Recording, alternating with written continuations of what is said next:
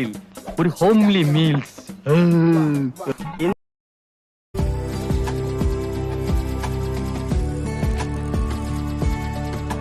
Hello guys, Sujinitha life സ്റ്റോറിലേക്ക് എല്ലാവർക്കും സ്വാഗതം.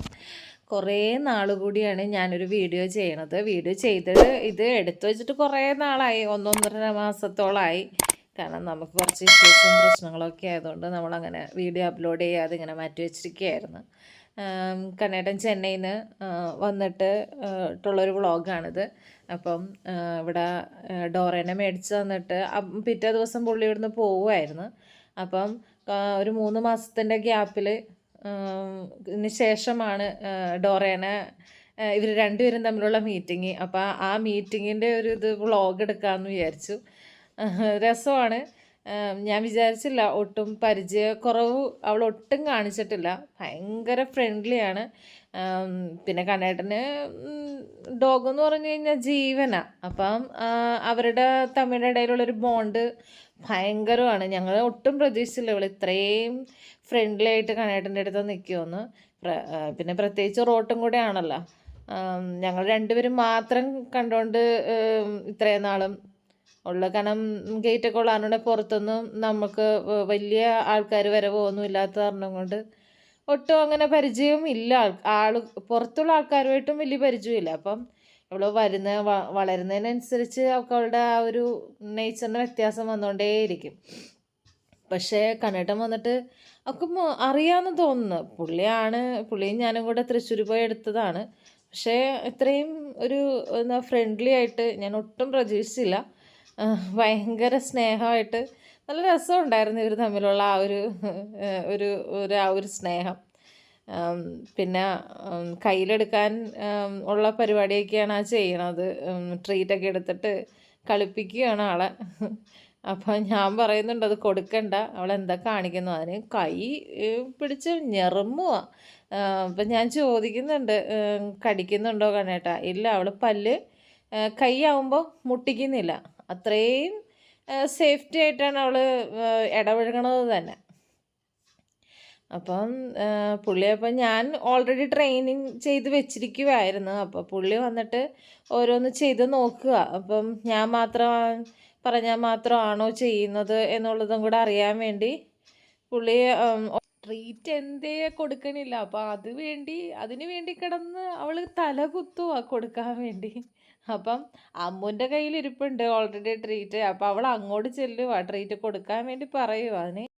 അപ്പം ഡോറയുടെ ട്രെയിനിങ് കറക്റ്റാണോ എന്നൊക്കെ അറിയാൻ വേണ്ടി പുള്ളിക്കാരൻ ചെക്ക് ചെയ്യുവാണ്. അപ്പം ചെയ്യുന്നുണ്ടോ എല്ലാം എന്നൊക്കെ നോക്കുകയാണ്. പിന്നെ ഞാൻ സിറ്റും ഡൗണും പിന്നെ എന്താണ് കൂട്ടിക്കയറുന്നതൊക്കെ ഞാൻ നേരത്തെ പഠിപ്പിച്ച് വെച്ചിട്ടുണ്ടായിരുന്നു.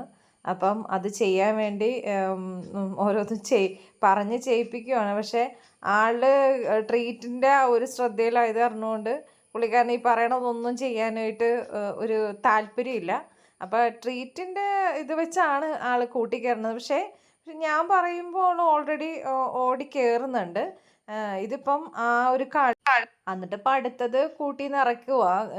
വിളിച്ച് എന്താ പറയണ, നമ്മൾ കമാൻഡ് ഓരോന്ന് പറയുമ്പോൾ അതിനനുസരിച്ച് ചെയ്യുന്നുണ്ടോയെന്ന് നോക്കുവാണ്.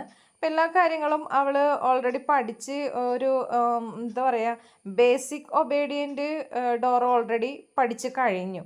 ഇനി ഉള്ളതെന്ന് പറയണത് നമ്മൾ ഓരോ സ്റ്റെപ്പായിട്ട് നമ്മൾ ഓരോന്ന് പറഞ്ഞു കൊടുത്തോണ്ടേയിരിക്കണം.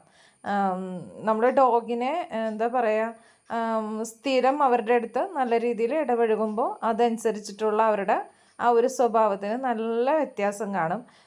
ഇപ്പോൾ നമ്മൾ കുഞ്ഞിലെ നമ്മളെങ്ങനെ പെരുമാറുന്നു, എങ്ങനെ ചെയ്യുന്നു, അതേപോലെ ആയിരിക്കും അവർ വലുതാകുമ്പോഴും ആ രീതിയിൽ തന്നെ നമ്മൾ അതനുസരിച്ച് ഫോളോ അപ്പ് ചെയ്തുകൊണ്ടേയിരിക്കണം. പിന്നെ ഒരു വയസ്സ് 1.5 വയസ്സൊക്കെ ആയി കഴിയുമ്പോൾ പിന്നെ നമ്മൾ അവരുടെ പുറകെ നടക്കേണ്ട കാര്യമില്ല. എല്ലാം അവർക്ക് നീറ്റ് ആൻഡ് ക്ലീൻ ആവും അവരുടെ സ്വഭാവം തന്നെ.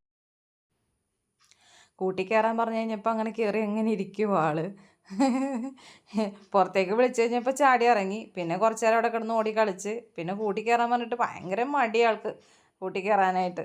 അടക്കല്ലേ, എന്നെ ഇച്ചിരി കൂടെ കളിപ്പിക്കുന്നൊക്കെയുള്ള രീതിയിലുള്ള ഭാവമാണ്. പിന്നെ ആളങ്ങ് ഒരുപാടങ്ങ് ടയേർഡായി, കാരണം ഒരുപാട് ഓടിപ്പിച്ചത് കാരണം കൊണ്ട്. പിന്നെ വെള്ളം കൂടി പുള്ളിക്കാരത്തിയുടെ കുറച്ച് കാര്യങ്ങളൊക്കെ ആയിട്ട് അങ്ങനെ കൂട്ടി നിൽക്കുമായിരുന്നു. പിന്നെ ഇത്രേ ഉള്ളൂ. ചെറിയൊരു വ്ളോഗായിരുന്നു. അത് എടുത്തിട്ട് കുറേ ദിവസമായി. പിന്നെ ഇപ്പോഴാണ് അപ്ലോഡ് ചെയ്യാൻ പറ്റിയത്. അപ്പോൾ എല്ലാവരും സപ്പോർട്ട് ചെയ്യുക. ഇനി വരുന്ന വീഡിയോസിനൊക്കെ നിങ്ങൾ ലൈക്കും ഷെയറും സബ്സ്ക്രൈബും ഒക്കെ ചെയ്യണം. എന്നാൽ മാത്രമേ എനിക്ക് മുന്നിട്ടുള്ള ഓരോ വീഡിയോകൾ ചെയ്യാൻ പറ്റത്തുള്ളൂ. കുറച്ച് ഗ്യാപ്പ് വന്നു. അപ്പോൾ എല്ലാവരും ക്ഷമിക്കുക.